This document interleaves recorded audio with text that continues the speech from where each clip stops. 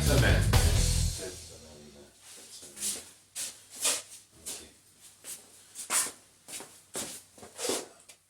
Bonjour, Daniel Houd, prof de golf, toujours pour le groupe à Saint-Justin. J'espère que vous allez bien. Ce que je veux faire cette semaine, je veux voir encore la façon dont on prend le bâton. On va tenir le bâton bien droit.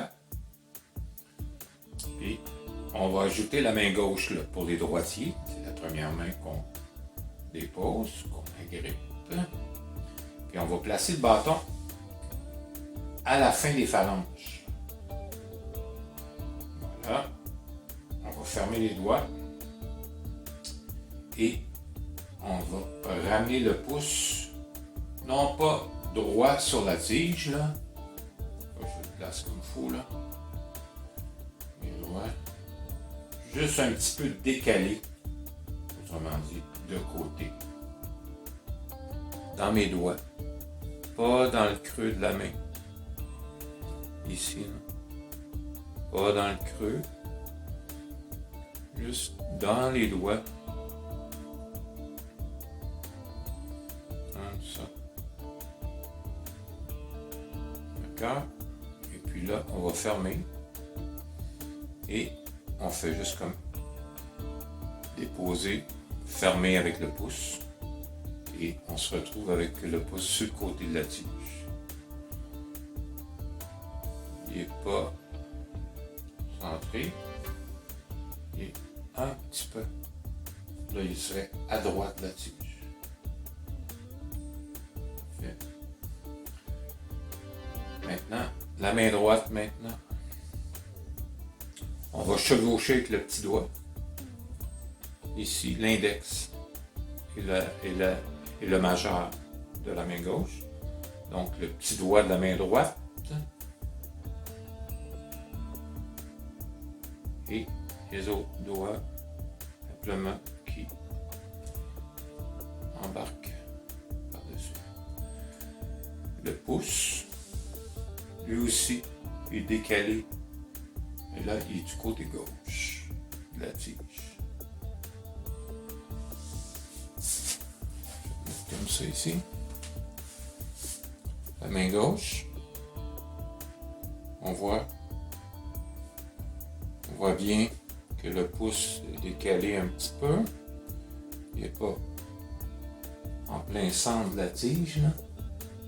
Comme ça. Si je fais ça comme ça, je plie mon poignet. Il y a un creux qui se forme ici, là. Au moment de l'impact du bâton sur la balle. C'est pas cette forme-là qu'il faut avoir du poignet. Il faut avoir la forme arrondie. Donc, pas de creux qui se forme à la main gauche. Toujours pour les droitiers, c'est le contraire pour les gauchers, là. Donc, vu que c'est la première main qu'on dépose sur le bâton, il faut que ça soit fort comme ça. Ensuite, la main droite, on chevauche le petit doigt entre l'index et le majeur. Et le pouce, lui, c'est comme s'il y a un lock qu'on fait avec le pouce et l'index, comme ça. Il faut que le bâton soit appuyé. Il ne faut pas qu'il rentre ici, là. Il faut qu'il soit comme le pouce forme comme un V. Et c'est pour ça que quand on arrive à la hauteur de l'élan, c'est-à-dire dans la première partie de l'élan, quand on est en haut, le fait qu'on puisse, que le pouce soit solide, collé avec l'index, c'est ce qui retient la tige, avec les autres doigts aussi naturellement. Donc, juste qu'il faut être fort.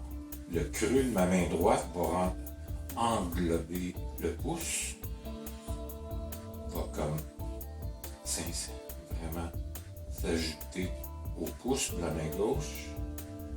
Et le lock entre l'index, si je peux m'exprimer ici, là, le lock de l'index et du pouce de la main droite forme un V ici. Comme ça. Ça forme. Il faut que ça soit comme C'est difficile de me placer, mais voilà, comme ça. On ne sert pas trop, hein. Sur une échelle de 10, j'ai expliqué ça à un autre groupe, là. Sur une échelle de 10, je vous dirais, là, 4 maximum. Donc, si on prend l'exemple d'un petit oiseau qu'on aurait dans les mains, là, on l'étoufferait. Là. À 5, là, donc 3, 4 au maximum. Un bon exercice qu'on va faire ensemble. Qu'on va prendre. On va rentrer les deux bras à l'intérieur. On joint les deux mains. Je vais vous demander de ne pas bouger les genoux, ni le tronc, ni les hanches. Juste les bras. Et de pousser en avant. Comme ça. Naturellement, vous allez vous sentir bloqué. On ne peut pas aller plus loin. Là. Pour aller plus loin, il faut servir de notre hanche sans bouger les genoux ni les hanches. On fait juste comme bouger les mains, qui fait que quand on débute, on va en arrière et qu'on arrive au moment de l'impact. On ne frappe pas juste des bras, donc il faut servir dans le corps.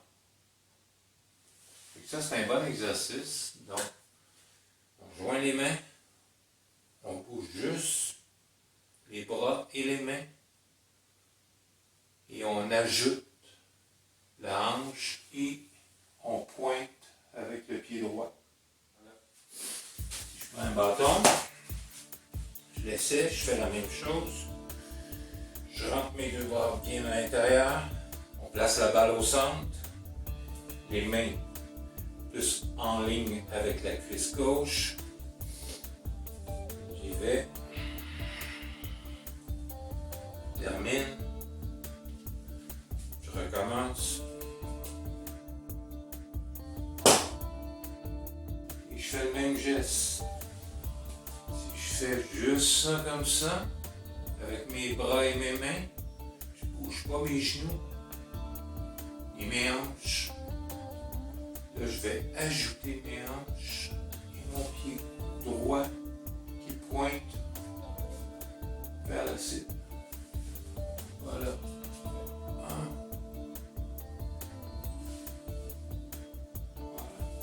En même temps, la hanche bouge en même temps que je frappe la balle. Elle tourne vers la cible. Donc, j'ai tout mon corps qui est dirigé dans la balle, vers la cible. Je ne frappe pas juste avec mes bras. Ça, j'en vois qui jouent comme ça. Là. Cet été, j'ai un bon élan de pratique avant de frapper. Là, au moment du contact, les gens reculent. Il ne faut pas faire ça. Ajouter hanche droite et pied droit vers la cible. À la fin, restez fermé, les deux coudes dirigés vers le sol. La pointe de la tige vers la cible.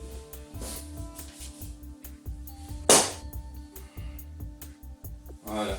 On ne va pas plus vite. Vous allez avoir un très bon contact comme ça sur la balle. Si on va trop vite, puis on force, on fait rien de bon avec ça. Lentement, et ça devrait fonctionner.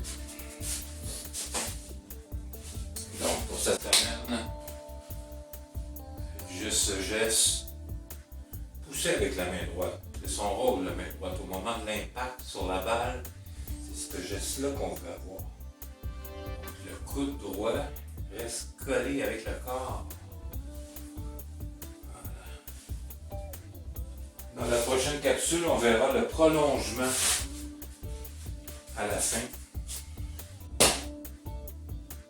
qui qui est tellement important aussi, là. Il y a des gens qui vont frapper une balle et vont arrêter le prolongement qui est nécessaire à la fin pour avoir un bon contact, puis avoir la distance avec la balle, là. Une bonne distance. Les gens qui jouent 100, 120, qui débutent, souvent, ce qu'on voit, ils frappent et les deux coudes sont trop proches du corps. La différence entre un amateur et un golfeuse d'expérience, on prolonge. Donc, même les petits élans, on prolonge. Ça, c'est les gens qui ont un bon handicap au golf. Bonne semaine, amusez-vous bien, et puis on va se voir.